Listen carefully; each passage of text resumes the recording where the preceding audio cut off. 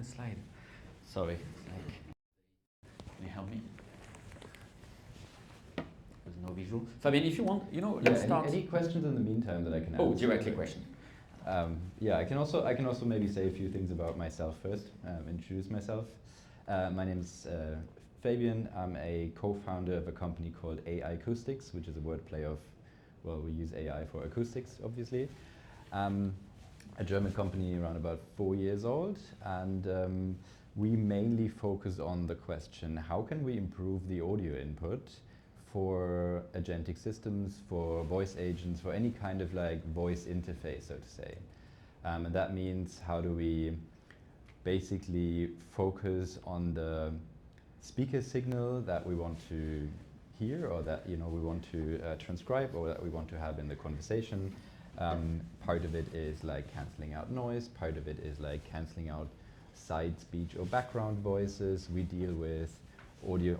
People send us all kinds of audio that is very distant from the microphone, very, very close, with very old microphones, with landlines. Basically everything that you can imagine what can go wrong between someone is speaking and it hits like a system. In the analog or digital way, we work on how can we improve this for voice agents, so to say. And about myself, I've worked in audio and machine learning for a while. I've done music recommender systems. I've done music transcription systems. So basically, how do you transcribe a piano to sheet music? I've worked for a longer period of time in how do you analyze machine sounds with machine learning, basically. So I've listened actually a lot to like escalator sounds in my life, probably more than everyone else. It's not the nicest sound. For a project where we did detect machine failures by the acoustics, and I did train the machine learning algorithm. So been around in like the music sort of like domain for machine learning, in the general audio domain of machine learning, and now in the speech domain of machine learning. Right. So sorry about like all this setup and all this like end of day for us as well. Let's go a little bit on the topic of this session. From what you've seen, what are the main reasons? And you touched a little bit, but I want you to a little bit go into more details. What are the most common reasons it will break in production from everything you've seen so far? Yeah. So I could obviously mostly speak on the audio input side of things, and there's often a mismatch, I would say, between how our companies design their agent. Often this is a nice and clean environment. Think of something like a telephone box where where you don't have any like acoustic interferences and all of this. And then in production things look very differently and messy. Sometimes this is because like there's difficult like accents. Sometimes it's like or like a speaker doesn't pronounce properly. But also it's often that the acoustic properties are not how they were simulated beforehand. One of my favorite examples is a partner that we work with that builds voice agent for drive-thrus, and you can imagine that the drive-through environment is very different in a lot of senses than if you sit in a telephone box and try out your agent, and then obviously your agent will fail massively. So there's a lot of mismatch, I would say, between do people really test under proven under difficult and messy conditions, and it's very. Sometimes you have an understanding of what this environment might look like, but if you do outbound sales calls or something like this, you don't really know whether people are, or what phone they're using, or I don't know what circumstances are, and so it makes it a bit unpredictable, and this is often where the systems break.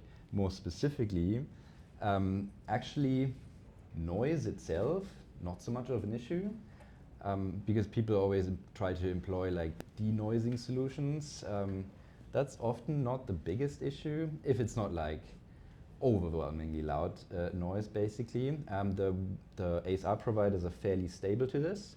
The turn detection sometimes less stable.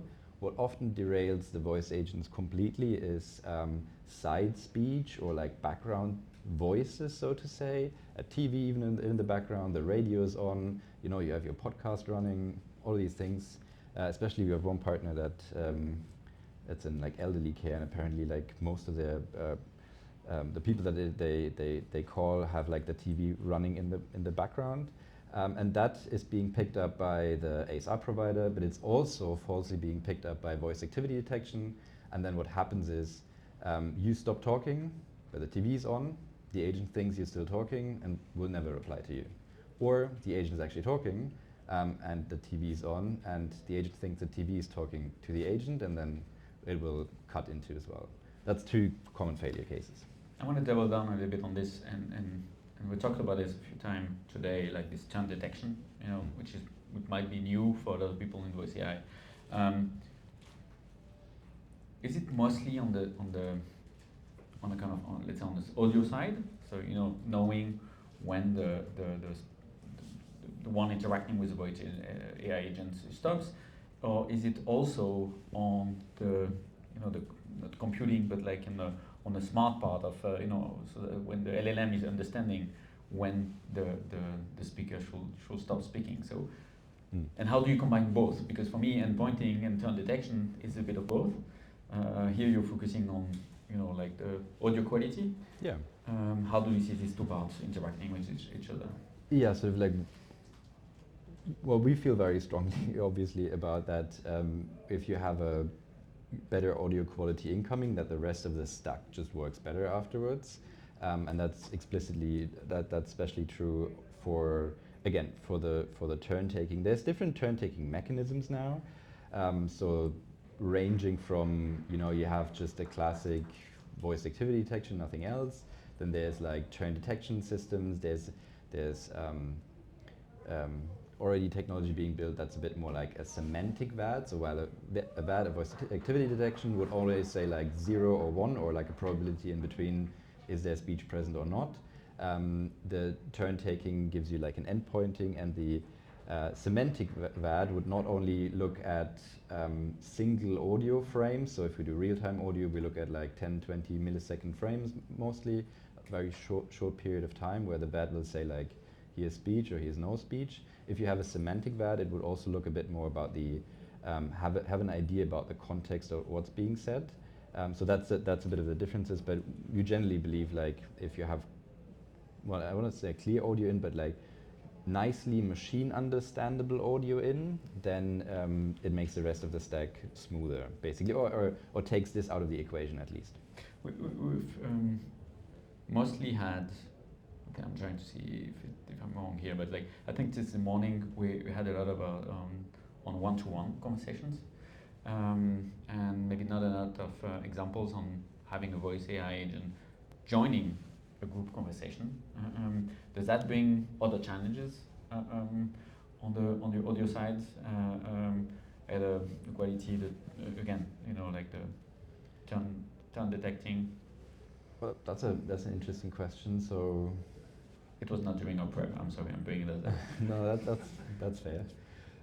So what sometimes happens is that you have a device echo that's built into your microphone again, and that sometimes, is sort of like the agent voice that repeats itself. So the agent would talk to itself, basically. Then what happens if the loudspeaker is on and they don't have a proper, echo cancellation, which is often based on like autocorrelation, and then if that doesn't work properly because the two signals are very different, then the agent talks into the microphone again, sort of, and hears itself and will break itself, kind of.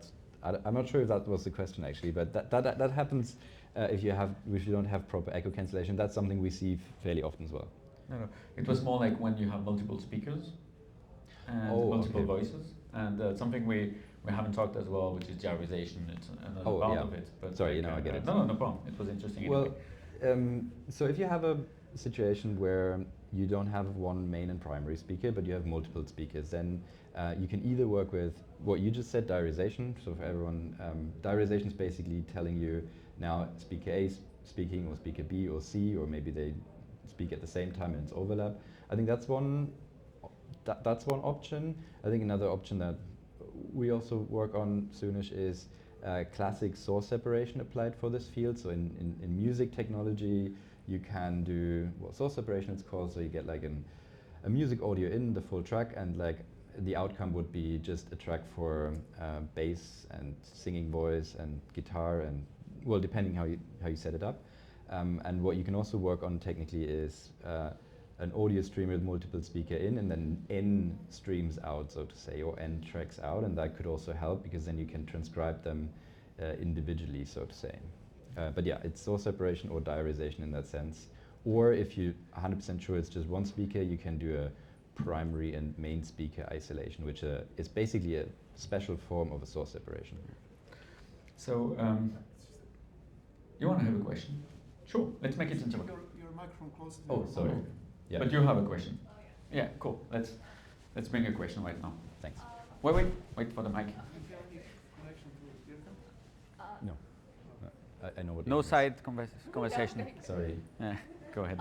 I would love to hear more about your testing procedures of the voice AI agents and like how you test, what tools do you use, how do you test prompts, and especially how do you test the agent over the period of the conversation, because maybe initially there's no degradation, but after I don't know 40 seconds, a minute or two, there will be degradations later on.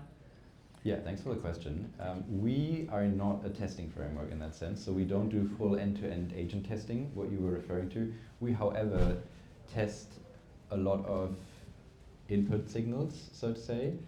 We have a fairly large benchmark by now for all the ASR providers, for some end-to-end or speech-to-speech models as well. And we test all these different artifacts that can happen or that can then occur in an audio stream. And well, we test the same ones that we also simulate basically while training the model, which in our case is we have a decent amount of high quality audio data that we recorded ourselves in our recording studio. And then we destroy the audio on purpose. So we have several people working for us who, well, their job, it's not their job title, but basically they're professional audio destroyers in that sense. And that ranges from you add different types of background noises and voices. We simulate millions of different room geometries and reflection patterns, and different types of microphones and transducers and frequency patterns and all of this, and then the whole signal chain on the digital domain. And all of these things that we simulate in our pre-processing is also what we can then use for testing for different ASR providers. So if you tell me your favorite ASR provider for other reasons, because we only test on one specific dimension, which is how good do systems or how good do ASR and VAD perform under very difficult input conditions, so to say. And all of these things that we do in the training pipeline, we can then simulate, and we have a decent amount of benchmarks for all the popular ASR providers, and I can tell you how much what error rate they produce for these different scenarios. Some are more stable, some are less. Before the question, I want to, because that was actually one of the topics we wanted to talk about. What are the best practices you see, from clients you work with? Of course, they come to you because they want to improve the audio quality, but then they will maybe, test after, or test again once they work with you. So basically, you are at a unique position to see what are the best practices on testing and the main topic. So what are your advice on this? Yes, for the audio input part, it's, I would say, three kind of patterns that we see at the moment, and it very much depending on the size of the company, I would say. So if it's the start of a company and it's fairly early, often it's just I want to get something running and build a prototype, and that's fine. I think you should have a first prototype first. Often we work with companies who are a bit further along the line, or a bit who have to care basically more about robustness and reliability, and it ranges from I send you one audio file, does your processing make it better or not, which is not super helpful and just one data point. The second one is if people have a lot of call recordings and want to do an A/B test on these call recordings, and the third part is sort of having two different systems on a small amount of traffic in production and do an A/B test. So often how we get into integrated into, especially for larger customers, integrated into a pipeline would be they run X amount of percent of traffic on without our processing, and another X percent, same amount of percent with our processing, and then have a look at engagement metrics, for example. You know, does, I don't know, in sales, the call getting more transferred to the next level, or does sort of like the system work better, depending on like the engagement metrics are very individual. And it's a little bit what a previous speaker I think said as well, right? Like the word error rate is not the one criteria most companies should look at, but mostly is the objective or the outcome of the conversation. Is it achieved or not? That's more interesting, and word error rate is mostly like a secondary measure. It depends. Like sometimes, I mean, testing your overall system makes sense with end-to-end metrics. If you want to split, for whatever reason, if you want to test like one part of the stack, and that could be an ASR, then word error rate is one metric. Often, like smaller, shorter keywords or answers are more crucial. So if you know you get the email address wrong, that's not helpful. Or if the agent talks and you just say like yes very quietly, but that's not being picked up, so an answer, then the conversation will not go on. So often like a full-on word error rate over all words is not representative, or it's not helpful, because some words are just more important in a conversation, so to say, than others, and these ones should be scored higher, so to say. Do you want me to continue? No, Okay, that's it. I'll take the question then, because I want to make sure that we get it. Thank you. 100% agree that source is the most important thing. Thanks. Thanks. So thank you for working for the technology. I'm really interested in comparing your technology to your competitors. I'm not sure if you can discuss that, but okay. I'm really interested. Like, if you have to go offline, I'm okay, but please share as much as you can. Yes. So I think there's we compare. First of all, we compare mostly often our system against like there's no pre-processing in the audio, but you can also compare it to open source solutions that we just heard a talk about, and a lot of companies that we work with, they employed an open source solution first, are not happy with it, and come back for the reasons, and versus competitors as well. I think then we always encourage to run an A/B/C test. Then like no processing, our processing, competitor. With our competitors, so to say, and see what works better. We're trying to do a really good job when it comes to like simulating all these different artifacts that I've mentioned.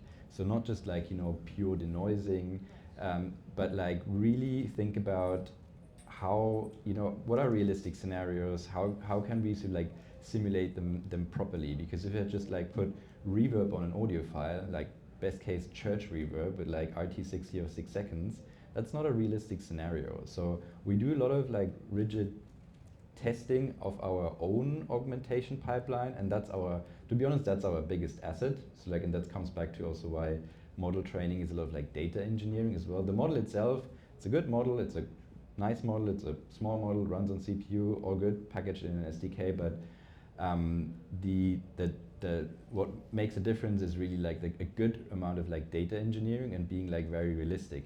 We've also heard from customers that just said, yeah, well, I've downloaded 10 hours of hospital sounds from YouTube, and I put this onto my into my training data, but it still doesn't work. And we found out, yeah, often in this case, the people were, for a medical scribe, a meter away from the actual speakerphone, and that's why it didn't work at the end. So understanding what the issue is and that simulating it really realistically is where we try to separate. And one other, I would say, part that we're doing quite well is that our SDK is really small, it runs on CPU, and it doesn't have any dependencies. So we've built our own Rust-based audio inference framework where our models run in, so you don't have any extra dependencies like Onyx or any other of these machine learning pipelines, and developers are very happy about this. So we're trying to be very developer-focused and super agile and nimble in this as well.